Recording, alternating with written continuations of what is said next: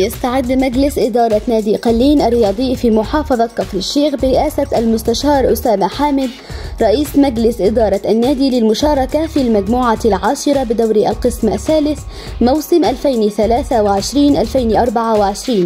بتدريبات جدية وخوض مباريات ودية تحت إشراف فؤاد طلعت المدير الفني للفريق.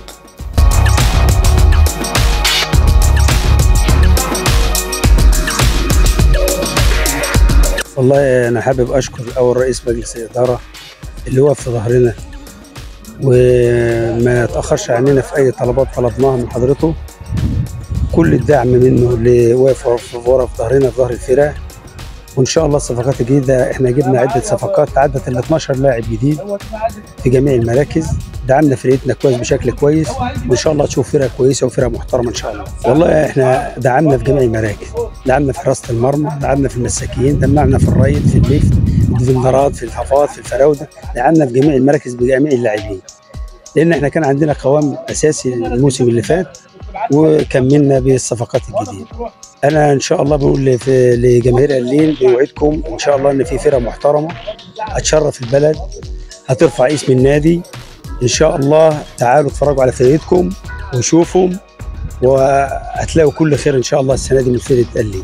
وإحنا عقدنا في حدود 19 صفقة ما بين خط هجوم وخط دفاع وحراس مرمى، لعيبه على قدر المسؤوليه ولاعيبه كويسه، واعتقد ان تم الانتقاء بعين واضحه، وعين الكابتن فؤاد والكابتن سيد كانت عليهم بالمرصاد، ورصدوا كل اللعيبه اللي هي كانت فري في انديتها، وبعض اللعيبه اللي هي كانت عايزه تلعب في نادي قلنا وحابه تلعب مع الكابتن فؤاد. الحمد لله بتوفيق ربنا ودعم الاستاذ اسامه حامد رئيس النادي تم التعاقد مع هذه اللعيبه، وان شاء الله بنتمنى موسم كويس للنادي قلين.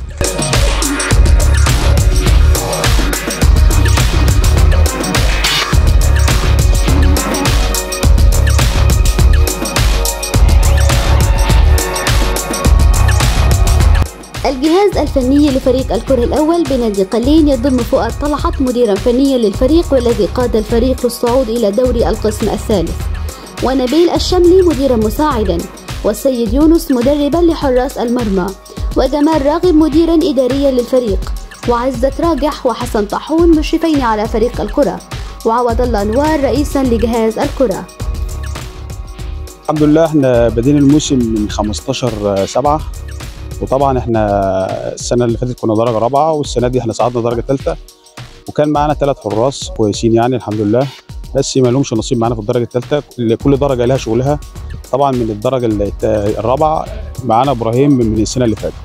السنة دي جبنا جون ما شاء الله مسعود عبد الله مسعود، كان رقم 2 في نادي كفر الشيخ، وكان معانا سنجابي السنة اللي فاتت تحت السن واستمر معانا، جون كويس، جون موهوب ما شاء الله. وفي جون تاني جانا من ابو حمص اسمه شريف، حاجة مبشرة بالخير يعني ان شاء الله. يعني احنا عندنا عارين نادي قلين البلد، حاجة محترمة ان شاء الله، حاجة تشرف، واحنا ما عندناش اي قلق بالنسبة لحراسة المرمى في نادي قلين. وفي إطار الاستعدادات للموسم الجديد نجح مجلس إدارة نادي قلين في التعاقد مع 15 لاعبا جديدا لضمهم لصفوف الفريق الأول للكرة استعدادا للموسم الجديد، ووفق تصريحات الجهاز الفني للفريق لبوابة كفر الشيخ الإخبارية بأن اللاعبين الجدد جميعهم عناصر مميزة سوف تجعل الفريق مفاجأة المجموعة العاشرة بدوري القسم الثالث. ان شاء الله ناويين نعمل موسم كويس، وباذن الله يعني معانا الكابتن فؤاد مدرب كويس جدا وبيحبنا كلنا ومصاحب اللعيبه وكده، وفي روح كويسه في الفرقه وكده، وان شاء الله باذن الله يعني ربنا يوفقنا السنه دي ونعمل حاجه كويسه، خطوه كويسه باذن الله ان الواحد يكمل يعني ويعمل حاجه لنفسه في اللعب وكده. انضميت السنه دي نادي قلين، اتمنى ان شاء الله نحقق حاجه كويسه السنه دي في ظل الامكانيات اللي هي متوسطه مش قوي، ان شاء الله نحقق حاجه كويسه السنه دي مع نادي قلين.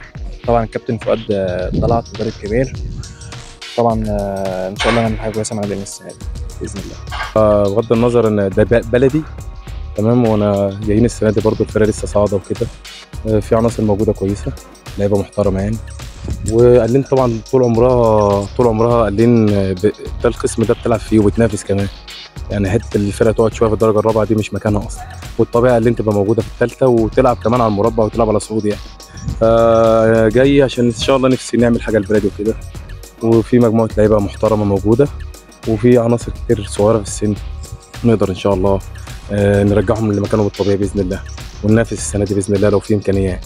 الحمد لله احنا السنه اللي عدت عملنا مجهود كبير وربنا كرمنا وصعدنا وكنا نستحق الصعود، ومعانا مدرب كويس وجهاز فني على مستوى عالي واداره برضه في ظهرنا في كل حاجه، وربنا كرمنا وصعدنا. والسنه دي عاملين استعداد كويس قوي، وجالنا شويه لعيبه كويسين واضافه لينا ان شاء الله، وربنا كرمنا ونعمل حاجه كويسه قوي السنه دي. وان شاء الله نقدم موسم قوي السنه دي مع كابتن فؤاد والاداره. والله احنا يعني ده مجهود 3-4 سنين كنا كل سنه بنلعب ترقي، بس ما كانش الحظ معانا يعني، والسنه دي ان شاء الله معانا مجموعه لعيبه كويسه ان شاء الله نقدر يعني نسعد النادي قلينا الرياضي ان شاء الله. دعا المستشار أسامة حامد رئيس مجلس إدارة نادي قلين الرياضي جماهير النادي بالوقوف خلف الفريق ومساندته في الموسم الجديد من أجل المنافسة على قمة المجموعة وتحقيق حلم أبناء قلين بالصعود لدوري القسم الثاني الممتاز باء، وذلك من أجل عودة نادي قلين إلى مكانته الطبيعية.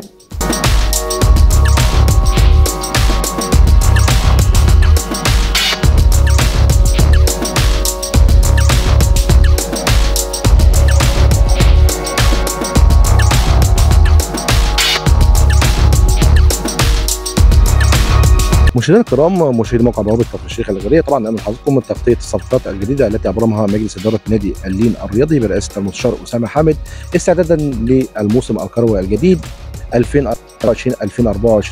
في دوري القسم الثالث. اسلام عمار، بوابه كفر الشيخ الإخبارية.